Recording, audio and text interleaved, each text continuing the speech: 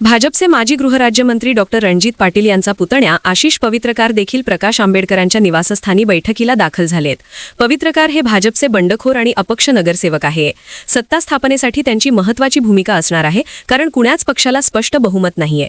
दरम्यान 20 मिनिटं जवळपास पवित्रकरांनी आंबेडकरांसोबत चर्चा केली आहे। त्याआधी आंबेडकरांच्या उपस्थितीत MIM, काँग्रेस, शरद पवारांची राष्ट्रवादी सोबतच अजित पवारांच्या राष्ट्रवादीच्या नेत्यांची संयुक्त बैठक झाली आहे। मात्र या बैठकीला उद्धव ठाकरेंची शिवसेना अनुपस्थित होती।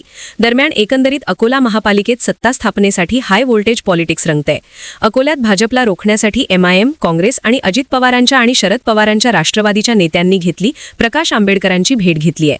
त्यानंतर आता भाजपचे बंडखोर तथा अपक्ष नगरसेवक आशिष पवित्रकरांनी देखील आता आंबेडकरांची भेट घेत आपली भूमिका स्पष्ट केली असल्याचे म्हणाले। साहेबांनी बोलवलं होतं मला, ते म्हणत की तुम्हाला अकोला शहरासाठी डेव्हलपमेंटसाठी आम्ही तुमचा चेहरा इच्छित आहे, तर ते एक अकोला शहराच्या डेव्हलपमेंटसाठी एक मोठं पद देतो म्हणतात।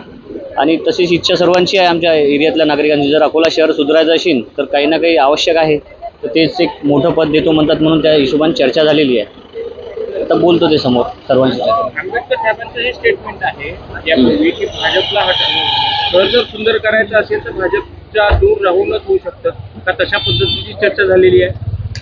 हो, चर्चा झालेली आहे आणि आता डेव्हलपमेंट जे आहे ते करायचंच आहे। अकोला शहर हे जे आहे स्वच्छ शहर, सुंदर शहर बनवायचं आहे आणि काही प्लॅन आहेत आमच्या याच्यात, ते करू। तर चान्स भेटला आणि चांगलं जर मोठं पद भेटलं तर मी अकोल्याचं नक्की स्मार्ट सिटी करून दाखवणार। भाजपकडे जाणार नाही हे आता स्पष्ट होते आहे। भाजपकडून अजून काही आलेलं नाही आहे, सध्या काही आणखीन आलेलं नाही आहे। आलं तर सांगा, त्यांच्याकडून काही आलेलं नाही। क्या बात हुई आपकी आंबेडकर साहब के साथ? नाही, अभी कुछ भी नहीं है। अभी सिर्फ पद जर पाहिजे असेल आणि अकोला शहराचं डेव्हलपमेंट करायचं असेल तर आम्ही तुमच्या सोबत आहोत। तुम्ही अकोला शहराचं डेव्हलपमेंट करा, आम्ही तुमच्या सोबत राहू। तुमची भूमिका काय आहे?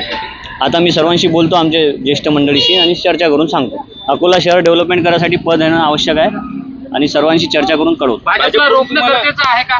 भाजपला रोखणं गरजेचं आहे असं वाटतं? नाही, अकोला शहर डेव्हलपमेंट करायसाठी माझ्या हातात जर दिलं तर मी नक्की 100% अकोला शहर डेव्हलपमेंट करेन।